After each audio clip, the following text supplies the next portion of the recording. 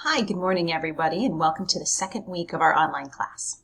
In the first week, we have talked about a lot of things sort of introductory and cursory to our topic. So we covered what environmental science is, the types of things environmental scientists study, some of the issues that we're currently trying to tackle and come up with practical solutions on how to face and solve these problems. And then also an understanding of how the natural world works, right? So if we're going to understand the impacts of what humans are doing to the world, we have to understand how the natural world works. So we also last week talked about what an ecosystem is, how living and non-living things interact with each other, how living things, how living things interact amongst themselves, different types of species interactions. So again, all of that was, again, just sort of some information that we needed to set the stage then, that we needed to set the stage then for the next set of topics. So for our next set of topics, we're going to be talking about populations and how populations can change and grow over time. Before I get there, I just want to make a really quick note as we move through the semester. I know that sometimes there are things that come up that prevent you from being fully engaged in this class. So whether those are work obligations or family obligations or just social obligations, whatever they happen to be, I totally get it. I'm more than willing to work with you to help you to get your assignments in and still give you credit for those assignments. But what I need you to do is simply just reach out to me and ask for an extension. So if you send me an email that says, hey, professor, hadn't had a chance to really go through this week's materials yet, I would really appreciate it if I could have a few more days. And I'll say, sure, no problem. I'd be happy to give that time to you. But in order to give you those extensions, I need you to reach out to me. So there's a few students who it looks like you logged into the course, but then you didn't do any of the assignments. And then some of you did the discussion boards, which, by the way, the discussion boards were really, really great this first week. I have a few comments about those, which I'll comment on in a minute, but overall, I was really happy to see the number of participants and the number of people that participated in week one, and that's fantastic. And I'm really glad that you at least took that first step. But we're still missing quite a few assignments from this last week, and I don't want you to miss out on points needlessly, right? So if you can reach out to me and say, can I have a few days extension, I'd be more than happy to work with you to do that. As long as it's not a recurring thing, I'm happy to help. If it becomes a weekly issue, then we might need to have a different conversation. But if it's just a week here or a week there throughout the 8-week semester, that's not a problem. I really do want you all to succeed in this class. I really do want you all to complete the course and be able to have whatever it is that grade you're looking for this summer, whether it's an A or a B or just a passing grade. It doesn't matter. I want you to get there. But again, the only way I can work with you is if you reach out to me. So I just sort of wanted to kind of put that out there right away, is that if there was something that was preventing you from turning in assignments last week, just let me know and we'll work something out. Speaking of the discussion boards, real quick, before we get into what this week's module looks like. Overall, again, great participation. I'm very pleased with it. Once again, in order to get full credit, you need to respond to the prompt that's on the discussion board, and then you need to reply to another student. And you only have to reply to one student. Some of you replied to 2 or even 3 students, and that's great. I'm glad you were engaging in conversations with each other. But the bare minimum is that you have to respond to at least one other student.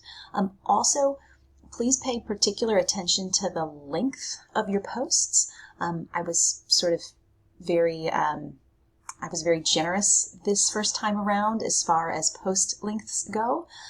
But if you don't have at least a paragraph as far as your initial post goes, it's probably too short. So 2 sentences is not really going to cut it as far as full credit goes. Same thing with responses. So a sentence that says, that was a really good point, Brian, I agree. That's not a response to somebody. Or excuse me, that's a response. That's not really a comment. We want comments that incite more discussion. So tell me more about it. So if you liked Brian's post, why did you like Brian's post? What is it that you agreed with his post? Or what was it that you didn't agree with his post? Or what do you want to know more about? Ask Brian a question. So, again, for next week's discussion, I would like to see you all just kind of pull those details out a little bit more. I will say that if you sort of want some specific information on what I'm looking for in the discussion posts, you can go to the course rubrics here, and here's my sort of discussion rubric. Please note that my points are slightly off because this was based on the fact that you would do 2 responses versus just 1 response. But again, the idea here is that you're using evidence of critical thinking. You're sort of posting posts that are sort of original and relevant to the topic. It's complete. It's accurate. So it's not just a sentence that says, "Hey, I agree. Thanks." So just something to think about for next time. I can post some additional resources as well as far as responding to other students and things to look for. So it's specific to a blog project, which I do, which in other classes I had students keep semester-long blogs and comment on those. But the commenting part would still hold true for the discussion board. So we can use that for the discussion board as well. While we're here, actually, no, let's go to the learning module. I'm not going to say while we're here. Let's go to week 2. So what you'll notice is that the overview or the structure of each week is going to be essentially identical to what you saw in week 1. So you'll have an overview here of what needs to be completed. It's going to be an assignment related to the content, posts to the discussion board, and a quiz. So that's really not going to change at all. That is going to be the same week in and week out. This particular topic, again, as I mentioned, we're talking about populations. So you're going to find a launch to, once again, an online text to read about how populations grow, how populations change, a lot about very specific human populations. We're going to spend most of our time talking about human populations in this particular unit. We also have, again, my lecture notes. And, I think I just realized that I don't know that I posted for you all the video yet. I do have a video that I've already recorded for populations, so I will get that posted up to you this morning. Again, for the assignments, once again, we have a assignment that is directly related to populations. It's a population dynamics, essentially, assignment. Once again, you can click on this document here for the full set of instructions and the worksheet that you're going to use to fill out. And then you will, once again, upload those files to Blackboard so that they can then be sent to me. If you are, for any reason, having trouble uploading assignments to Blackboard, you can also feel free to email me things. I had a couple students who reached out that said they were having some issues with that. It's not a problem. I'll take assignments by email as well. My preference is for them to go directly through Blackboard because it's a little easier for me to keep track. But by all means, if it's not working for you, just send it to me via an email and that will work as well. And then, of course, our discussion this week. So this will take you to the board. Remember, the initial post is due on Friday and the response post is due on Sunday. And again, I was a little bit lenient with that on the first week because I'm trying to get everybody just in the mode of getting on the board and discussing things. But I will start to take off some credit if you're consistently late with some of those posts. But again, it's like a point or something. So please don't let it discourage you from posting because you're like, I forgot to post on Friday. I might as well not post. No, still post. I'll still give you credit. You just might lose a point or two. So don't be discouraged by a late point penalty. It's still worth the time to post things, even if you're posting them late. A little bit, and then I'll come back to the other thing in the week. And then there's the week 2 check-in. So the check-in survey is not going to be available until tomorrow. So I've left the week 1 check-in survey up.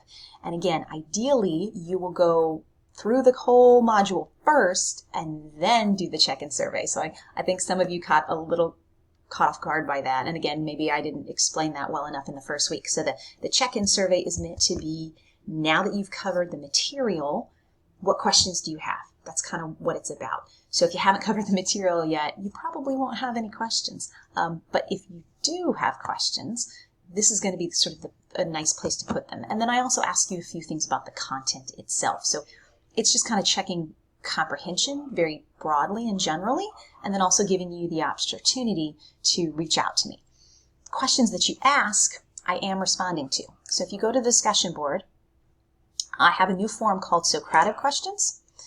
And here are the week 1 student questions. These are the questions that students asked me.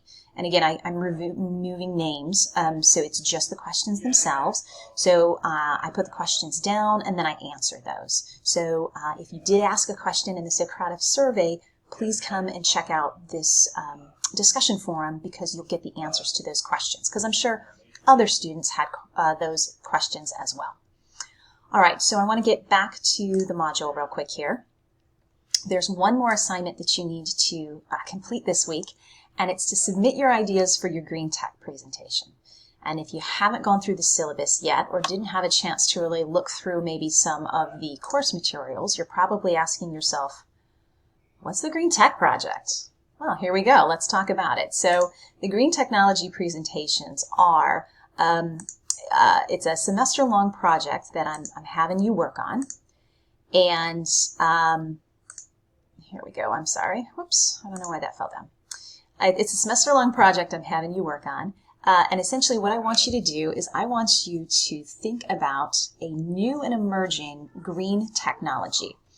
And a green technology is anything that can be for the benefit of our environment. Okay, so there's lots and lots of different ways that we can look at this. So it's something that, again, is relatively new. Like electric cars are not a new and emerging green technology. They've been around for a while, so that's not the type of project that you would want to highlight. But if you want to highlight vertical farms or something like that, or something that, again, has potential to in some way help protect and preserve the resources that we have. That's what I'm looking for. So it's a simple project. It won't take a lot of effort, but it will take a little bit of researching on your part. The project is broken down into a few different pieces. This week, I want you to come up with some ideas for your project. So for the topic brainstorm, you'll just go online and come up with some potential ideas. Okay, you don't have to stick with exactly one of these, but these are some ideas. So look around, type some things up. A couple of ideas, just some bullet points is perfectly fine for this brainstorm activity. And that's what I'd like you to work on by the end of this week. I want you to start thinking about what you want to do your presentation on. Then you'll turn that project into an outline, and then finally you'll create a presentation. I'll talk more about that later rather than getting into all to the details right this moment, but I just wanted to let you know that this is also due this week. So again, just a quick little brainstorm activity.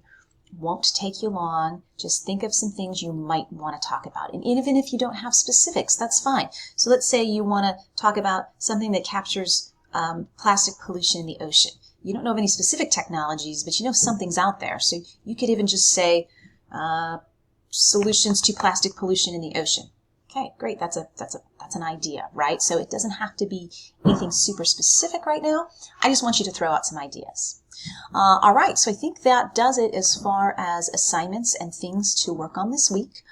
Once again, don't forget that if any time you have questions or concerns or something you'd like to talk to me about, please send me an email. I feel like I'm pretty good about getting back to students, usually within a few hours or within the same day at the very least. So don't forget that I'm here as a resource for you as well. So please reach out to me when you need to. Thanks, everyone, and have a great week.